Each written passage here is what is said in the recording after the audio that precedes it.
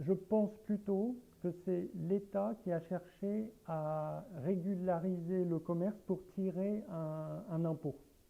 Je- pour tirer de l'impôt, voilà. C'est-à-dire qu'avec des ateliers, ils étaient sûrs de pouvoir.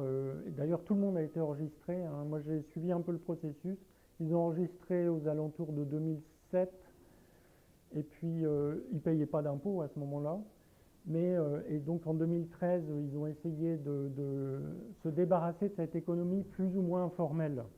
Parce que là, vous avez les carrioles, mais il y a aussi par exemple des marchés de bouchers qui sont informels, où euh, des gens vont faire des activités, mais sans que ce soit vraiment dans les règles. Avec des infrastructures très, très légères, quoi.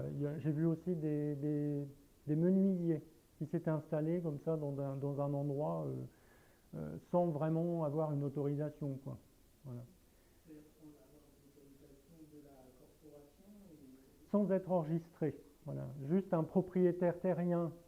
Vous avez par exemple les potiers là sur cette photo, ils n'étaient pas du tout enregistrés. Ils étaient sur un terrain privé, ils font leur travail à eux, mais ils ne sont pas dans un cadre, on va dire, réglementé. Voilà. Et c'est ça que la municipalité a certainement essayé de modifier. Le maire a fait un voyage à Strasbourg, il a rencontré euh, le, c'était le salon de la ville. Alors certainement on lui a conseillé de faire comme ça, et donc il est revenu là-bas, le lendemain il a tout mis en, il a tout, voilà. Alors, c'est mal tombé, hein, parce qu'en fait, à ce moment-là, il y avait des groupes miliciens, État islamique qui étaient en train de grandir, et donc c'est arrivé pile à un moment où économiquement, il fallait pas que ça se passe, quoi. Voilà. Donc ça a créé beaucoup de problèmes dans cette ville-là. Après, bon, dans les autres villes, je pense qu'ils ont appliqué les mêmes réglementations, mais bon, voilà, je ne connais pas les effets. Dans les, ah, pardon, oui, je continue un peu dans de ce que vous disiez, qu'il y avait des artisans qui faisaient des frontières très bien, c'est-à-dire qu'ils ont une clientèle Oui, oui, oui. qui a les moyens de leur passer des commandes. Voilà. Alors, le système économique fonctionne avec euh, un double mode. Mode régulier, c'est-à-dire des commanditaires habituels qui vont venir, même en temps de crise, leur commander quelque chose. Donc, ils sont à peu près sûrs d'avoir un. Par exemple, des fabricants de fours vont toujours avoir des boulangers qui vont venir chaque année, à la même période. Et en même temps, ils fabriquent des fours particuliers qui vont pouvoir vendre à monsieur tout le monde, mais à un prix du marché libre, beaucoup plus intéressant pour eux. Et ça, j'ai remarqué ça dans tous les artisanats. Il y a des contrats réguliers et le marché libre. Voilà. Et celui qui ne peut pas fonctionner sur ces deux économies ne peut pas s'en sortir. Enfin, d'après ce que j'ai compris, hein.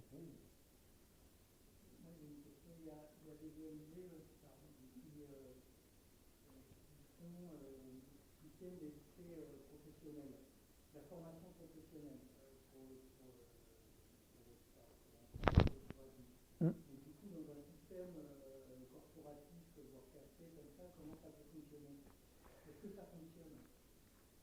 Alors, moi, j'ai pas eu d'écho à Djalabad de ces projets-là. Peut-être que. Ouais. Donc, dans ce système presque de caste, hein, euh, on peut imaginer qu'il y aura des arrangements au niveau de la municipalité, des représentants des corporations, pas des corporations, mais des groupes, quoi, de chaque groupe. Voilà, ça va se faire en négociant. Mais faire rentrer des gens complètement extérieurs dans la profession, j'ai des doutes.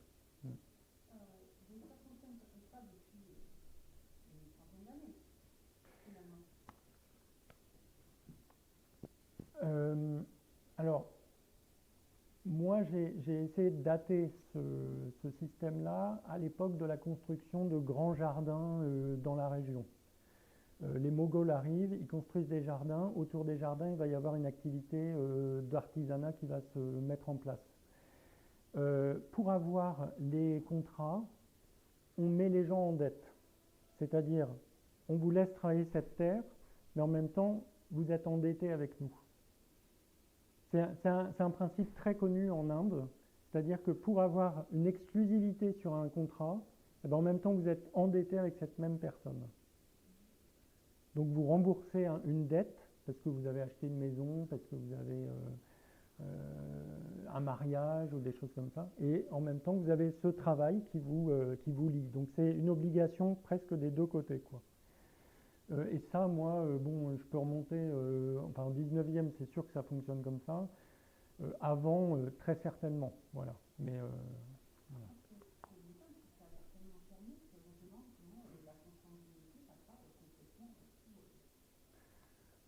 Non, non, après, il existe des relations interprofessionnelles, hein,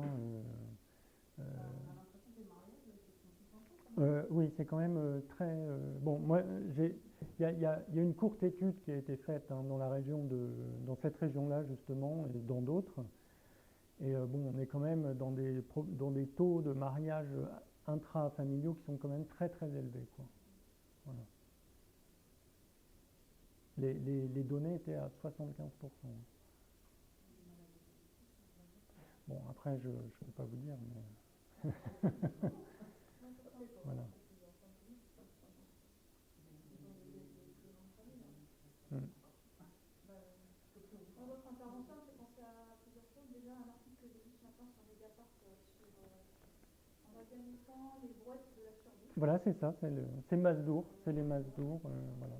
Par référence précisément à la sociologie des personnes qui travaillent comme ça. Et puis aussi, et en écho aussi, les Afghans, quand ils nous sollicitent, ils disent trouve-moi un travail. Et en fait, ils sont prêts à faire n'importe quoi, ils n'ont pas de préférence. Ils ne savent pas dire ce qu'ils aiment faire ou ce qu'ils n'aiment pas faire. Je pense que c'est lié aussi au pays, ils n'ont pas le choix. Exactement, oui. Le travail de leur famille. C'est ça. Et ils ne savent pas décider ce qui va leur plaire ou pas leur plaire.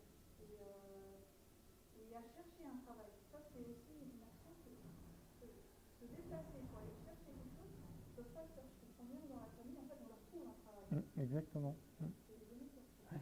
Oui. Je pense que c'était important d'insister sur ce côté familial, hein, parce que ils n'ont pas le choix en fait. Localement, c'est difficile moi, le cas du blanchisseur qui essaie de devenir forgeron et qui n'y arrive pas, lui, c'était vraiment quelqu'un qui avait une énergie incroyable. Il a fait plein de trucs. Les 2-3 terrains où j'étais avec lui, enfin, j'ai vu, il a fait plein de métiers différents. Mais bon, bien les barrières qu'il avait étaient. Ah oui, c'était incroyable, quoi. Oui, mais alors, alors moi j'ai eu un forgeron qui venait de Mazars. Bon, j'ai parlé avec lui, tout ça, alors on a sympathisé, il connaissait d'autres choses et tout. Alors les autres sont venus vers moi et m'ont dit qu'est-ce qu'il t'a dit, qu'est-ce qu'il fait, pourquoi il fait, qu'est-ce qu'il raconte, enfin voilà. Donc ils avaient des doutes sur lui. Ils le mettaient un peu en surveillance, quoi, parce qu'il n'était pas de chez eux. Voilà. Voilà, moi j'ai. Oui. Oui,